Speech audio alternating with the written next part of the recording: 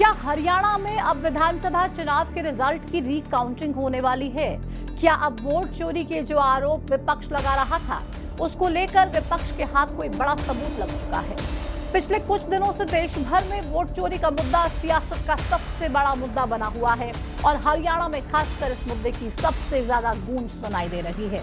इसके पीछे की वजह एक तो हरियाणा विधानसभा चुनाव में कांग्रेस की हार है और दूसरी इसी चुनाव में आए उचाना विधानसभा सीट का रिजल्ट। विधानसभा चुनाव में हरियाणा में कांग्रेस हारी तो पहले ईवीएम को दोषी बताया गया, लेकिन अब जब राहुल गांधी ने यह दावा किया है कि हरियाणा में वोट चोरी का खेल खेला गया, तो उसके बाद वोट चोरी के मुद्दे पर विपक्ष बीजेपी को निशाने पर ले रहा है। वहीं दूसरी तरफ उचाना कला विधानसभा सीट के नतीजों को लेकर भी सियासत गर्म है। विधानसभा चुनाव में उचाना से कांग्रेस के उम्मीदवार रहे बृजेंद्र सिंह हाईकोर्ट के जरिए अब उचाना का चुनाव जीतने की तिकड़म में लगे हुए हैं और ये दावा कर रहे हैं कि काउंटिंग में गड़बड़ियां की गई हैं। बृजेंद्र सिंह ने हाईकोर्ट में याचिका लगाई है जिसमें उन्होंने चुनावी नतीजों की रिकाउंटिंग करने की मांग रखी है। हाईकोर्ट में इस मामले की सुनवाई चल रही है और लगातार बृजेंद्र सिंह के वकील की ओर से दलीलें भी रखी जा रही हैं। लेकिन सवाल ये उठता है कि क्या अब हाईकोर्ट रिकाउंटिंग का फैसला सुनाएगा? अगर ऐसा होता है तो इससे प्रदेश और देश की सियासत में क्या असर पड़ेगा? नमस्कार, आपके साथ मैं हूं प्रतिमा दत्ता और आज की इस वीडियो में आपको इन्हीं सब सवालों के जवाब विस्तार से बताऊंगी। साथ ही समझाऊंगी कि क्यों विपक्ष की ओर से लगातार वोट चोरी के आरोप लगाए जा रहे हैं और इसका असर क्या है। तो चलिए शुरुआत करते हैं उचाना विधानसभा सीट के नतीजों से। पिछले साल अक्टूबर के महीने में जब 8 तारीख को हरियाणा विधानसभा चुनाव के नतीजे आए तो तस्वीर पूरी तरह से उलट-पुलट हो गई। कांग्रेस के हरियाणा में सरकार बनाने के पूरे चांसेस बताए जा रहे थे, लेकिन नतीजों में बीजेपी ने बाजी मार ली।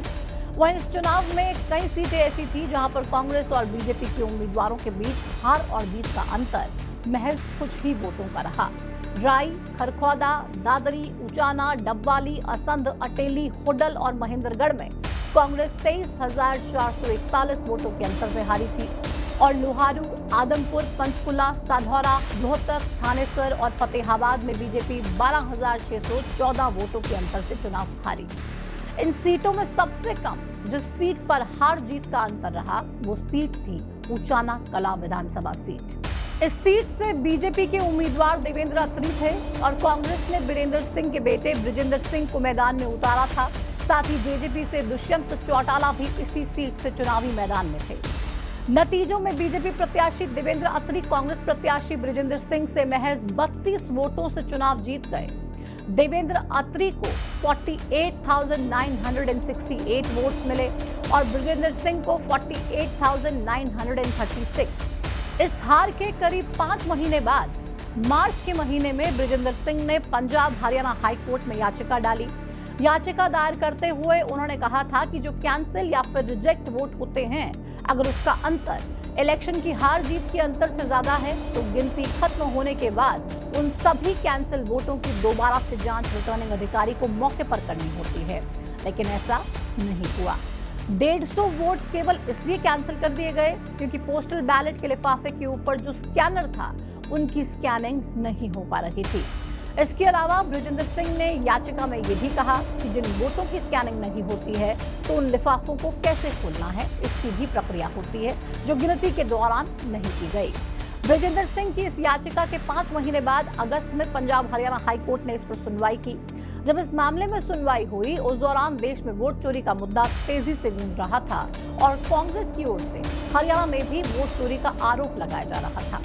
खैर, याचिका की सुनवाई के दौरान पंजाब हरियाणा हाईकोर्ट में बीजेपी विधायक देवेंद्र अत्री की ओर से पेश हुए सीनियर एडवोकेट सत्यपाल जैन ने 29 अगस्त की तारीख कोर्ट से मांगी, लेकिन हाईकोर्ट ने इस मांग को स्वीकार नहीं किया।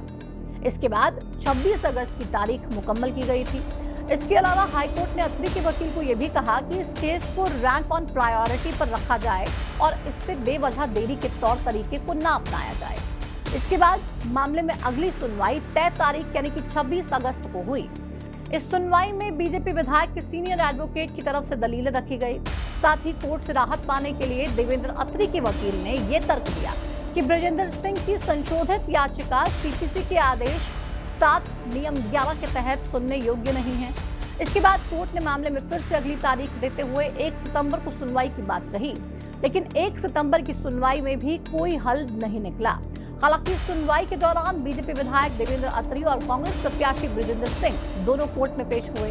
देवेंद्र अत्री के वकील की तरफ से 10 ऑब्जेक्शन लगाए गए, जिसमें मुख्य ऑब्जेक्शन ये थे कि बृजेंद्र सिंह संशोधित याचिका देने के लिए खुद नहीं आए और बृजेंद्र सिंह के अलावा किसी भी दूसरे प्रत्याशियों ने ये ऑब्जेक्शन नहीं किया है। जबकि बृजेंद्र सिंह की तरफ से 2 ऑब्जेक्शन लगाए गए थे। हाईकोर्ट ने दोनों पक्षों की दलीलों को सुनने के बाद इन सभी पॉइंट्स पर सुनवाई के लिए फिर से 3 सितंबर की तारीख तय कर दी, लेकिन 3 सितंबर को भी सिर्फ तारीख ही मिली, फैसला कुछ नहीं हुआ। अब हाईकोर्ट में अगली सुनवाई 11 सितंबर को होगी। ऐसे में अब सवाल ये उठता है कि क्या हाईकोर्ट फिर से रिकाउंटिंग के लिए कह सकता है या फिर नहीं। देखिए, अभी तक की सुनवाई को देखकर तो पलड़ा बृजेंद्र सिंह का भारी लगता है। हालांकि जब तक हाईकोर्ट बृजेंद्र सिंह के वकीलों की दलीलों से संतुष्ट नहीं होगा, तब तक किसी भी निष्कर्ष पर पहुंचा नहीं जा सकता है। लेकिन इतना जरूर है कि हाईकोर्ट में चल रही इस सुनवाई का असर पूरे हरियाणा में देखने को मिलेगा। 29 अगस्त को कांग्रेस के कार्यकर्ताओं ने जींद में बीजेपी विधायक देवेंद्र अत्री के घर के बाहर वोट चोर के स्टिकर तक लगा दिए। इसका वीडियो भी वायरल हुआ, जिससे बीजेपी के कार्यकर्ताओं में भी आक्रोश बढ़ गया और फिर 31 अगस्त को बीजेपी के कार्यकर्ताओं ने भी कांग्रेस के खिलाफ प्रदर्शन शुरू कर दिया। वहीं बीजेपी के नेताओं ने कांग्रेस की वोट चोरी की बातों को निराधार बताते हुए इसे उनकी हार की हताशा करार दिया। लेकिन हरियाणा कांग्रेस के नेताओं ने यह दावा किया कि बीजेपी ने चोरी से हरियाणा में सरकार बनाई। अब सवाल ये भी है कि आखिर कांग्रेस किस आधार पर यह दावा कर रही है कि बीजेपी ने वोट चोरी किए हैं। दरअसल इन सभी दावों का आधार राहुल गांधी की 7 अगस्त को की गई प्रेस कॉन्फ्रेंस में छुपा हुआ है। इस प्रेस कॉन्फ्रेंस में राहुल गांधी ने सैकड़ों पन्नों में छपे आंकड़ों को दिखाते हुए कहा कि बीजेपी ने पूरे देश में वोट चोरी का खेल खेला और हरियाणा में भी ये खेल खेला गया, इसलिए कांग्रेस हार गई। राहुल के इस दावे के बाद देश भर में कांग्रेस ने प्रदर्शन किए। पिछले दिनों बिहार में राहुल गांधी ने तेजस्वी यादव के साथ मिलकर वोटर अधिकार यात्रा भी निकाली। जाहिर सी बात है कि वोट चोरी का यह मुद्दा बिहार के परिप्रेक्ष्य में विपक्ष की ओर से ज्यादा भुनाया जा रहा है, लेकिन हरियाणा में अब उचाना विधानसभा सीट के नतीजों की रीकाउंटिंग को लेकर कोर्ट में चल रही सुनवाई की वजह से वोट चोरी का ये मुद्दा और ज्यादा गर्मा रहा है। फिलहाल इंतजार कोर्ट के फैसले का है, जिसके बाद ही हरियाणा में वोट चोरी की सियासत का भविष्य निर्धारित हो पाएगा। वैसे आपको क्या लगता है, क्या हरियाणा में वोट चोरी हुई है या फिर नहीं? और राहुल गांधी ने भी कहा था कि मैं जल्द ही हरियाणा और महाराष्ट्र में वोट चोरी के सबूत पेश करने वाला हूं। उन सबूतों को देख के तो विश्वास हो जाएगा कि कैसे वोट चोरी करके हरियाणा और महाराष्ट्र में बीजेपी ने सरकार बनाई है। तो क्या इंतजार आपको राहुल गांधी के उन सबूतों का भी है? क्योंकि अभी तक तो राहुल गांधी ने हरियाणा के संदर्भ में कोई भी ऐसे सबूत पेश नहीं किए हैं, जैसा कि उन्होंने कहा था। अब देखना होगा क्या राहुल गांधी भी कब तक हरियाणा से जुड़े तमाम दस्तावेज भी साझा करते हैं और बीजेपी पर जो आरोप लगाए थे वोट चोरी के, उसको सिद्ध करने के लिए वो तमाम प्रूफ देते हैं। फिलहाल इस वीडियो में इतना ही। मुझे दीजिए इजाजत। नमस्कार।